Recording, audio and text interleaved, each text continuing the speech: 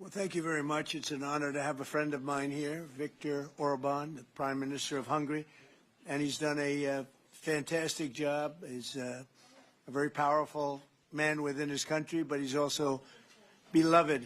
They love Viktor, and people that know him do. He's run a really great country, and he's got no crime, he's got no problems like some countries do, but probably has a couple of things that I don't know about, maybe that I don't want to know about. But he's a very special person. I've known him for a long time. We're going to be talking trade. We're going to be talking a little bit of Russia, Ukraine. We'll be talking about energy and energy prices. We have energy down to a pretty low point right now in the United States. We're drilling, drill baby drill, we call it. But energy costs are very low. Our general costs are very low. And I just saw that Walmart came out with a statement last night. They've done it for many years, that Thanksgiving this year will cost 25% less than Thanksgiving last year under Sleepy Joe Biden. So that's a big difference. That's a big difference. 25% less Thanksgiving. And I think that's a very good chart. They include everything that you need for Thanksgiving. So it's 25% less this year than it was last year. And that's true. That's emblematic of the rest of prices. Energy prices are way down from what they were last year. Inflation is almost non-existent. We have inflation down to a very low number, whereas Biden, as you know, is the worst inflation in the history of our country. So we're doing very well. We have a shutdown, as you probably know, because the Democrats have gone, they're crazy. They're crazy. But they don't care if they hurt the country. But we've approved it 14 times. We've approved a opening up 14 times, and they keep rejecting it. And I guess maybe they will again. Let's see what happens. They want to have a lot of bad things happen, bad things for our country. We're not going to give $1.5 trillion to people that came into our country illegally. We're not going to do it. To people who came from prisons, they came from mental institutions, drug dealers. They want to give them medical care. $1.5 trillion.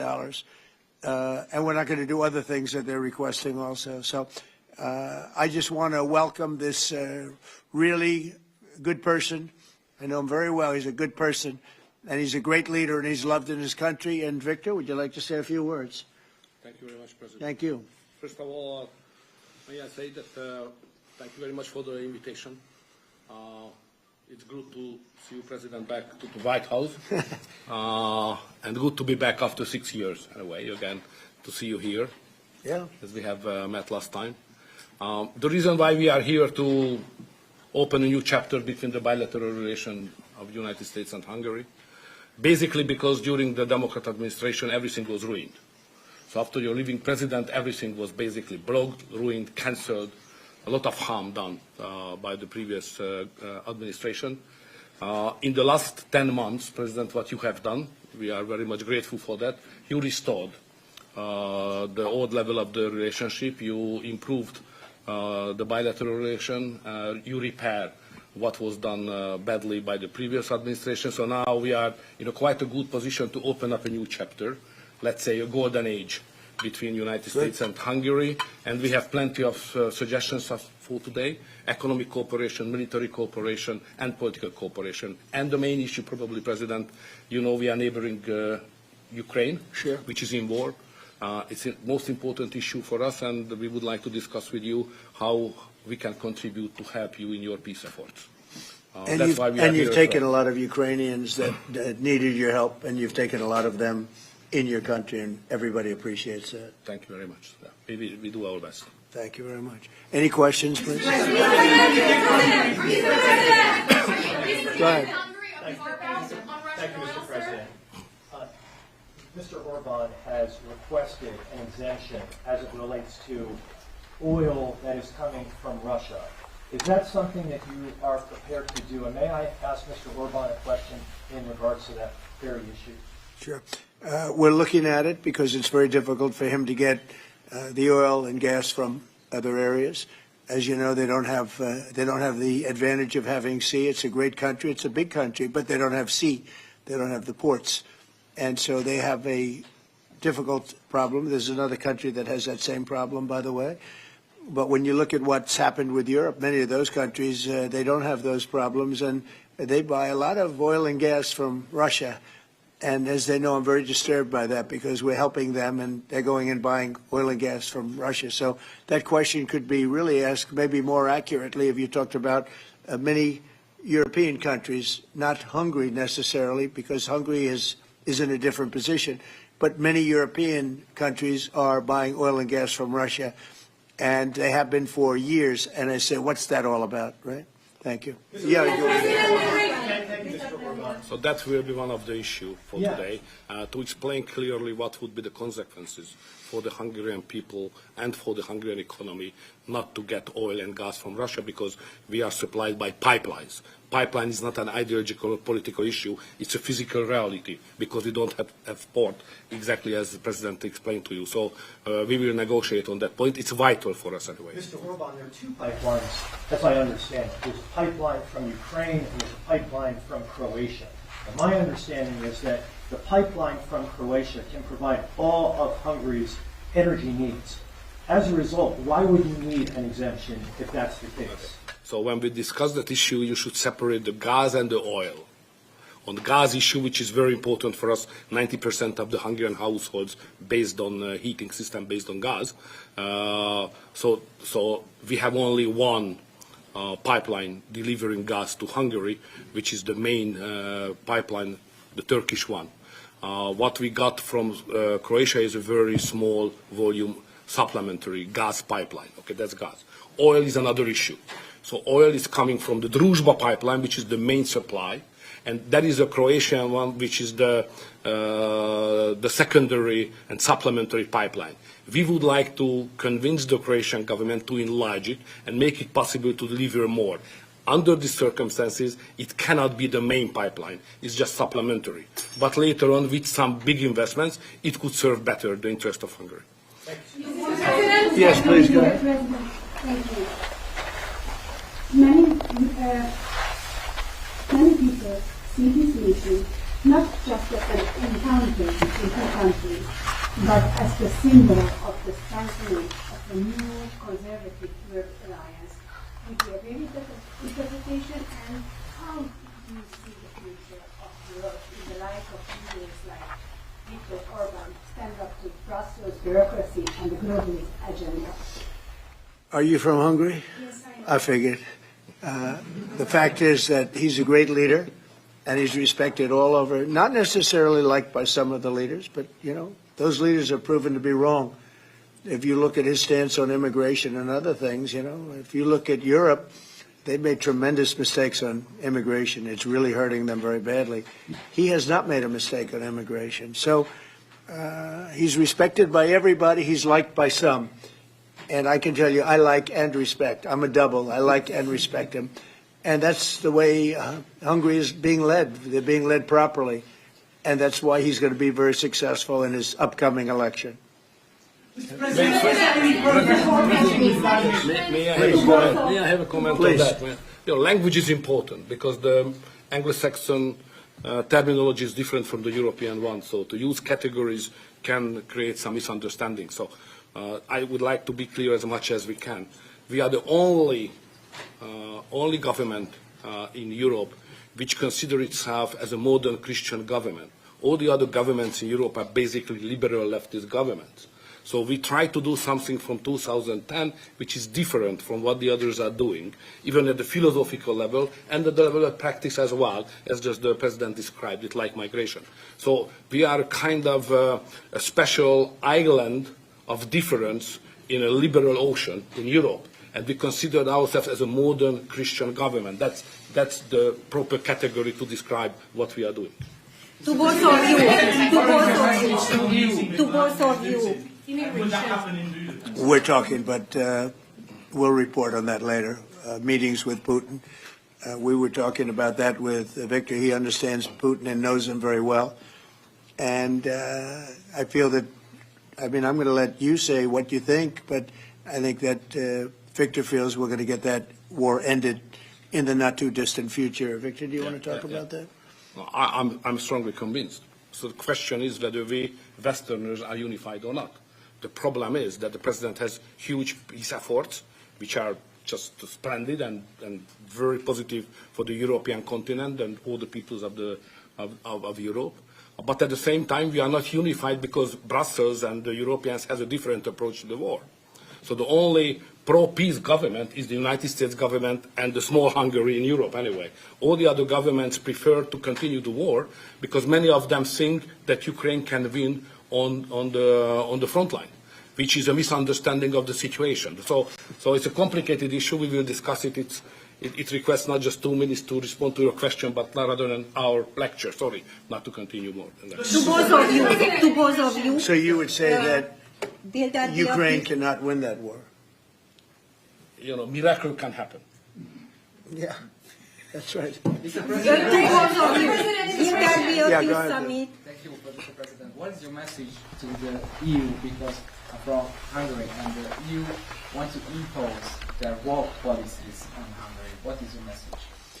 Well, I think they should respect Hungary and respect this leader very, very strongly because he's been right on immigration. Look what's happened to Europe with the immigration. They have people flooding Europe all over the place, and it's hurting it. It's the crime rates are way up. A lot of bad things are happening. His crime rates are very low. They're the same as they always were, which is very little crime because he's kept it the way it should be.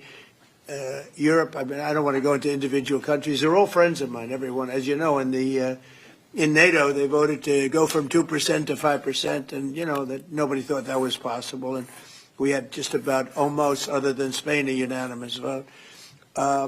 No, I think that I think they respect him a lot. They don't agree with him, but actually, inwardly, I think they probably do agree. He was right on immigration. They were wrong. They are flooding Europe with people from all over the world, and Europe is becoming a different place. And I tell the leaders all the time, you better stop or you're not going to have Europe anymore. It's a very dangerous thing they're doing. May I have a reflection on that? So on migration issue, just for clarification, in Hungary, the number of illegal migration is like that, zero, because we have a crystal clear system. If somebody would like to come to Hungary, first he should ask for that. If you give the permission, they can step in. Nobody can step on the territory of Hungary without having a permission from the Hungarian authorities. This is the regulation, simple, well working. What is the consequence of that? We are under sanctions, financial sanctions of European Union, because we don't let the illegal migrations to come to Hungary and to the European Union as well. So we have to pay, just to inform you, we have to pay every day 1 million euro as a punishment to the Brazilian budget because we stopped the migrants. This is the absurd world we are living now in Europe. To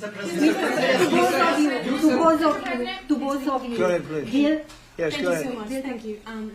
I'd like to ask what do you think, what do you believe after this meeting? Can you have maybe, or the European Union will have another opinion about, just because of this penalty, another opinion about Hungary because of the immigration and because of this kind of politics, which is not that strictly as the European Union directs. What do you believe? Yeah, where are you from? I'm from Hungary. Okay. I do have that conversation with them, and I respect and like them. You know, they're all friends of mine. I think pretty much every single leader in Europe is a friend of mine. We get along really well. They've done everything I've asked them to do with NATO, et cetera. The only thing they continue to do is buy oil from Russia. That's not too good. But I told them they should respect this man. They can also learn from Viktor. Viktor has had a very hard stance on, more than anything else, immigration or even illegal immigration. He literally has accepted no one over the years. Think of how much greater these countries would be if they didn't have the tremendous crime that has come in with the immigration. People just flowing into Europe. They've got to stop it. And not only stop it, they have to reverse it.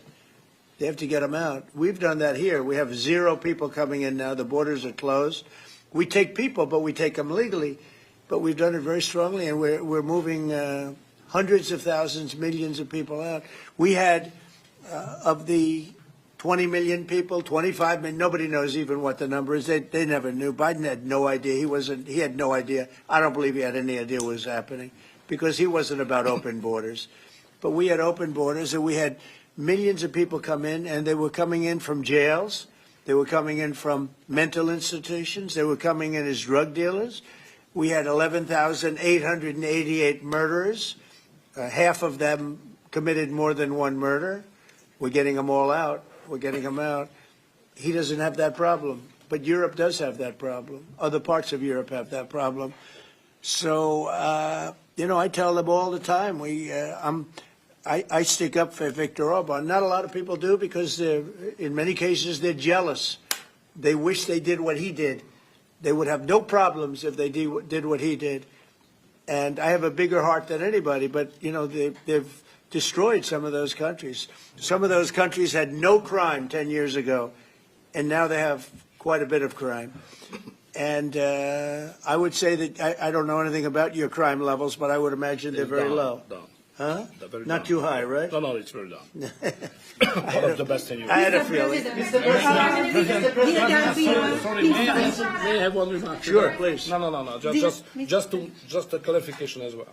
I'm not here to ask how President Trump to manage my conflicts or our conflicts with the European Union. This is our matter, so we will do it. What we need is a golden age, to open a golden age of the United States-Hungary relationship. That's the biggest help we can get from the United States. And maybe Europe too. You know, we can include Europe. It's going to get more difficult. So inside the European Union, we will manage all of our affairs. To be the most possible humble guy, yeah? But I'm the longest-serving Prime Minister of Europe. I survived all the Prime Ministers who attacked us. And I'm sure we will survive next years as well. So we will manage our conflicts successfully. Mr. President, one question for you, Mr. President. One question for the Prime Minister. Speaking of Europe, last month you said that you would not withdraw U.S. troops from Europe, yet 2 weeks later the Pentagon announced, decided to withdraw significant number of troops from Romania. So have you changed your mind, or the Pentagon ignored your assurance? No, they don't ignore anything that I say. What they do is we make changes. We move. It's the same number, total number, but we move people around. I happen to like the Romanian people. I think they're great people. And Pete, you may want to suggest something right there, please. Absolutely. No, nothing was uncoordinated with the White House. It's all part of the view that we have of Europe, and there will remain troops in Romania, but there's some change in how we rotate and how many we rotate. And the relationship with Romania is very good, right? It's very good, and we've coordinated all this with Secretary General Ruta, with throughout EUCOM, throughout our allies. Everyone was notified in advance. The relationship with Romania is very good. The relationship with Europe is very good.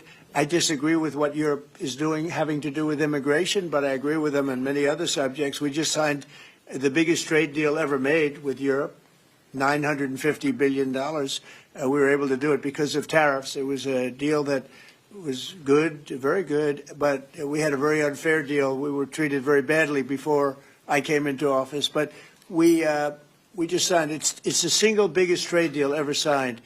So we have a very good relationship with Europe. Yeah. What is the main dispute with the Russians which prevent the Budapest summit with Putin from the basic dispute is they just don't want to stop yet. And I think they will. I think it's taken a big toll on Russia, a big toll on both countries, obviously, but it's taken a big toll. They're losing 7,000 soldiers a week. That's a big toll. And between the two of them, divided, you know, with Russia losing more soldiers, actually, but they're both losing a lot of people. And that's the primary thing that, with me, it's not economic, it's not money. In fact, we don't spend any money. We send it to NATO. They pay us for our missiles and for our military and everything else. We don't. It's not a question of money. It was with Biden. He spent $350 billion. He got nothing for it. The war would have never happened. If I were president, the war would have never happened. I think you would agree with that. This war would never have happened if I were president. It's stupid that it happened. But it did happen. I inherited the war, and I think we're going to get it ended. Not too distant future. Yes, please. So no question that if that time the name of the United States president would have been Donald Trump, there would be no war between Ukraine and Russia. That's clear. But what we are speaking about here is more than that, because without the pressure coming from the United States government, I'm speaking 2022, the Europeans would not take that hard line, what they have today on the war. Remember that big countries of Europe rejected to be involved more than just sending some, humanitarian issues. So the pressure coming from the United States to be more pro-war in Europe. So that's the fact of the history anyway. So we have to restore something which was ruined and created from here, and that's the reason why I understand absolutely the devotion of the president now to do everything to stop the war, because that would be not that deep without the previous government pressure from here. So the reason why I'm here to be as much as helpful I can to contribute to the peace efforts of the president, because that was an enormous mistake what we have done, the Western world several years ago, and we have to stop it, and it's common responsibility. Biden actually pushed for that war to happen. Okay, if you can believe it. Nobody can believe it, but it's one of those things. And now look what happened. Look what's happened to Ukraine. It's a much smaller country. A lot of people are dead. You take a look at it's a whole different world over there, and Russia has not been helped very much by that war either. They lost a tremendous number of soldiers and people. And, look, that war should have been a one-week war. I don't know why it's taken. This is 4 years. Should have been 1 week. Should have been over with, but it would have never started. Should have never started. And I would have solved the problem without giving up anything. Ukraine would have remained as is. So there were tremendous mistakes long before I got there. I inherited that mess, and we're getting it solved, along with the 8 wars that we've already ended. Mr. President, What is America's interest cultivating better relations with the EU leader or not? I think I can do both. There's no reason why I can't. I get along well with the European nations. We are still a member of the European Union, so it's easy. Yeah, and by the way, he's a member in good standing, I guess, although they penalize him every once in a while. But he's a member in good standing with the European Union, so he's a member. He's a part of it. But I get along great with him. I get along very well with them. I agree with him on immigration much more than I agree with them. But I agree with, a lot of the things in Europe he also agrees with. But he had a difference, I would say, primarily on immigration more than anything else. And I happen to think he was right, because their whole fabric has changed. You go to some of the countries, they're unrecognizable now because of what they've done. And Hungary is very recognizable. Yes, ma'am. Mr. President. yes, Mr. President, will there be a peaceful meeting in Budapest still this year? What do you think? You mean a meeting with President Putin? Yes. You mean in Hungary? Well, I'd like to keep it in Hungary, in Budapest. That meeting, it turned out I didn't want to do that meeting because I didn't think anything was going to be happening of significance. But if we have it, I'd like to do it in Budapest. Yeah, it'd be good. Mr. President, you said many times to support Viktor Orbán. Why is it important to win the next election, for example, for the United States, Hungary, and also Europe? Why is it important?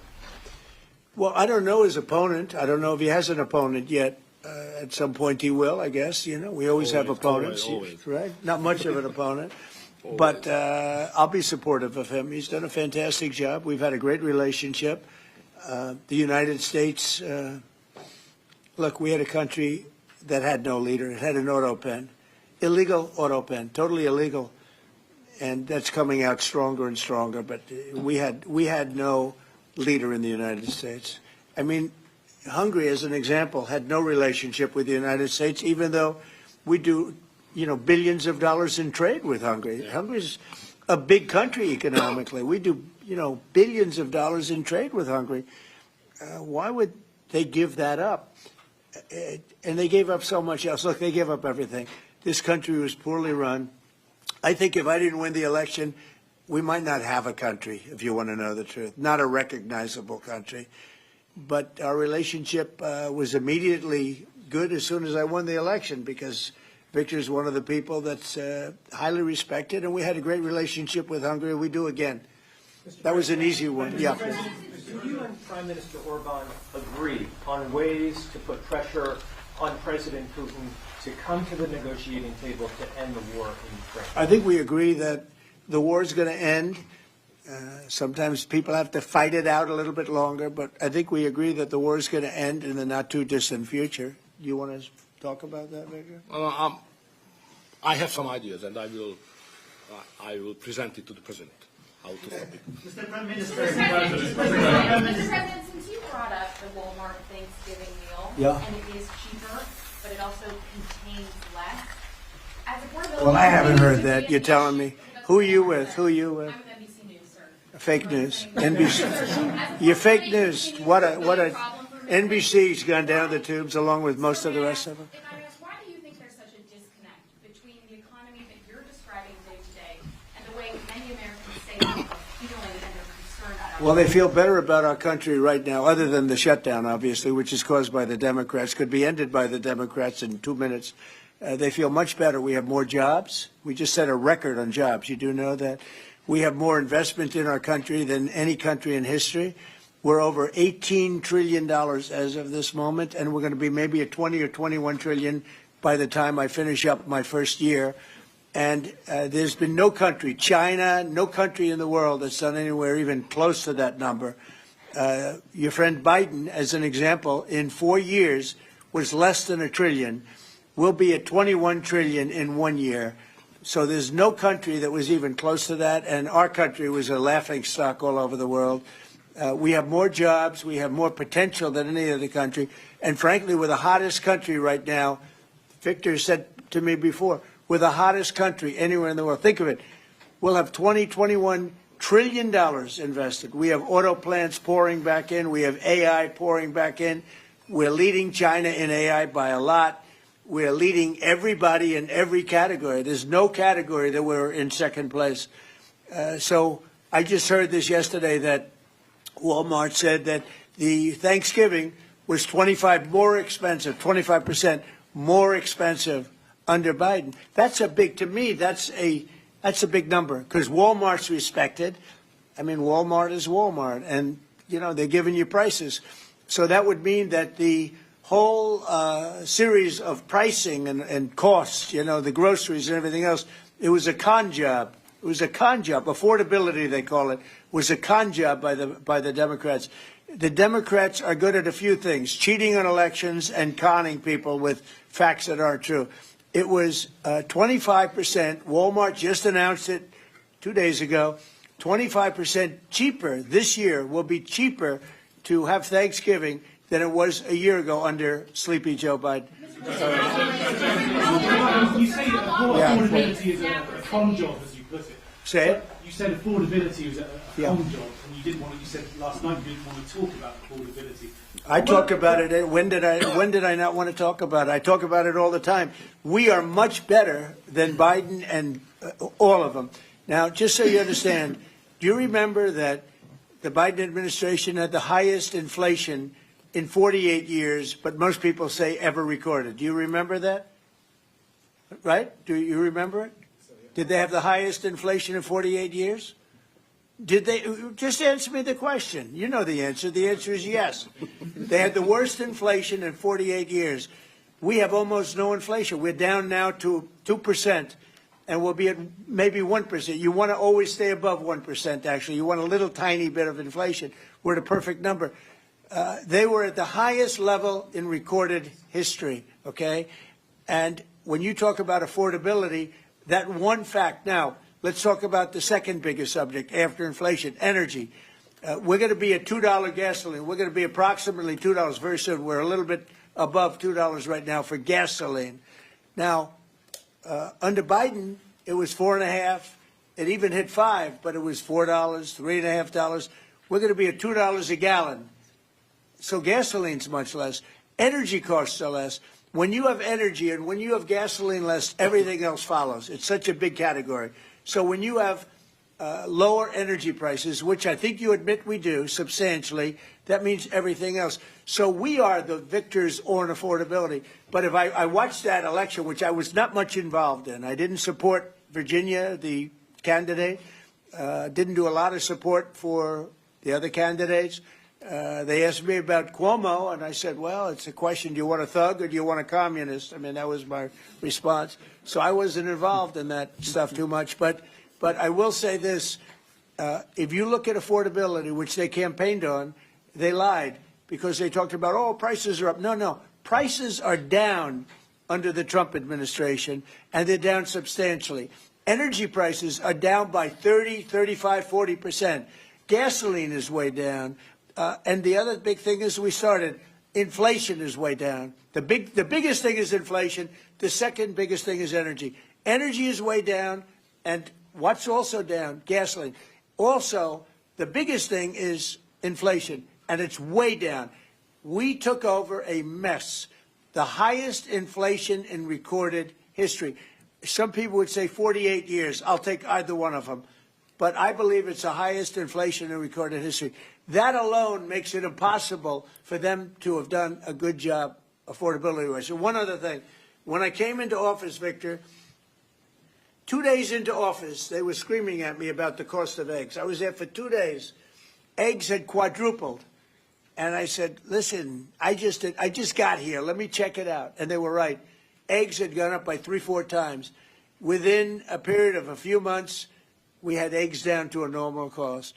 We did a great job on groceries and affordability. The only problem is the fake news. You people don't want to report it. And, in fact, I'd like to ask Caroline. Where's Caroline? I'd like to ask Caroline a question. Where is she? Did she? Uh-oh.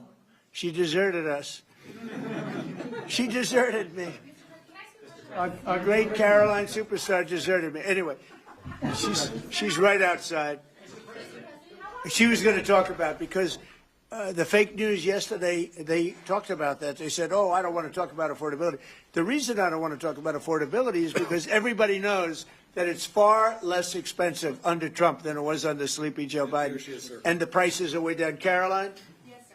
Could you discuss that question that was asked, and how it was asked in such a fake, disgusting manner by the fake news? Yeah, and I just saw it asked again here, and it's very unfortunate that the reporters in this room refused to address, sir, what you just said, which is that you inherited the worst inflation crisis in modern American history, and you are fixing it in 10 short months. And your entire administration has been tasked with this effort, from Treasury Department to Agriculture Department to the National Economic Council right here at the White House. They are slashing regulation. He signed the largest middle-class tax cut in 6 months. In 6 months, in record time, putting more money back into people's pockets. So affordability is what the American people elected this president to do, and he is doing it, and you guys refuse to cover it. And you refuse to cover that the previous administration created the worst unaffordability crisis in American history. And I've been watching the TV all day saying that he doesn't want to talk about affordability. That's what he's working on every day. And that's what I'm talking about right now. But you know why they refuse to cover it? Can I because they're fake news. That's why. Go ahead. Can I get her someone? Sure. Caroline, the Prime Minister would like you to work for him in Hungary. Please consider. You know what? That's a very good decision you just made. Please don't leave us, Caroline. Yeah, please. You spoke to Republican senators. They do not seem interested right now in getting rid of the filibuster. That's too bad. They're making a big mistake. That's right. No, but they're coming my way. You're right. Wait a minute. The way to do it for the Republicans is to terminate the filibuster. They call it the nuclear option. This is the second form of nuclear. Very good, very good. This is a good form. This is not a bad form. I would have been in favor of that a long time ago. But you know the Democrats are going to do that. And most of you will admit the Democrats are going to do that. So why aren't we doing it? And I think only a foolish person would be against that, especially when you realize that these are crazed people. These people are absolutely crazed, Trump derangement syndrome, whatever it may be. And I am totally in favor of terminating the filibuster, and we would be back to work within 10 minutes after that vote took place, and lots of other good things would happen. And it doesn't make any sense that a Republican would not want to do that. If they're not going to do that, then it seems like you'd have to make a deal with Democrats to end the shutdown. Here's some of the things that we'd pass if we terminated the filibuster. Voter ID, no mail-in voting, no cash bail, no men and women's sports, no welfare for illegals. You could go on and on. This is 2 pages of things we'd do if you did that. Without it, I don't know that you passed anything, because you can't deal with them. They're really irrational. They really are. But I was happy to see that a tremendous liability to this country, a woman that made herself rich in this country, Nancy Pelosi, has quit. and she'll be out of here pretty soon. And that I consider that to be a great asset for America, getting her out. Yeah, please go. Are you ruling on the deal with Democrats? You're not interested in the I don't know. We'll see what they have. I mean, we'll see. But they're very destructive for the country. NBC, fake news. I'm not taking you. Go ahead. Are you worried about it backfiring in the future on Republicans? Should they get rid of the filibuster and then down the road? Well, normally I would say, well, a little bit, but the reason that I'm not is because if they ever took over power, they'll do it. Look, Joe Manchin and Sinema are two people that are no longer in politics because of this issue. They were opposed to what the Democrats wanted to do. They wanted to terminate the filibuster. They were opposed to it. They're no longer in politics. They're gone. The Democrats will do this. So if the Democrats are going to do it, I'm saying Republicans should do it before they get a chance. It's very simple. And if we do it, we will never lose the midterms and we will never lose the general election because we will have produced so many different things for our people, for the country, that it would be impossible to lose an election. Are you worried about an AI bubble? No, I love AI. I think it's going to be very helpful. So many things are happening with it. And in addition to which, we're leading China, we're leading the world in AI. We're building massive electric plants that the companies themselves are building for their plant. I've given them the right because we need so much electricity for that. Just the word is electricity, believe it or not. Double the electricity that we currently have in the country for just the AI plants. And I've allowed those companies to rebuild and build electric plants along with their facility. We're getting approvals done in less than a month, sometimes in 2 weeks, for massive, beautiful, massive buildings. And no, I'm totally in favor of it. I think it's really going to be the wave of the future, and we're leading the world. We're leading everybody by a lot. How long do you think the shutdown will last? Mr. Orbán, President, how long do you think the shutdown will last? I don't know. It's up to the Democrats. We voted, the Republicans have voted 14 times to open up the country, and the Democrats have voted 14 times to hurt the country, really. They should approve it, but they might not. That's why I like the fact that we terminate the filibuster. If we terminate the filibuster, the country will be open within 10 minutes after that termination because we'll take a second vote, which is the opening of the country, and the Republicans will vote to open the country. That's one of the reasons, not the major reason, by the way. I think it's less important than the other things that we get. But if we terminate the filibuster, the second vote that we will take will be to open up the country. It'll take 10 minutes, and the country will be open. Is there any room for bipartisanship? Because it seems like that's the main purpose of the filibuster, is to create some sort of compromise. So Well, it didn't work, obviously. So You're right. That was the purpose of the filibuster, bipartisanship, but that didn't work. So are you saying the next 3 years in Washington there shouldn't be? Well, no. If the filibuster is terminated, we will have the most productive 3 years in the history of our country. If the filibuster is not terminated, then we will be in a slog with the Democrats, and very little for either party will be done. So it's a good thing. Thank you very much, everybody. Thank you very much.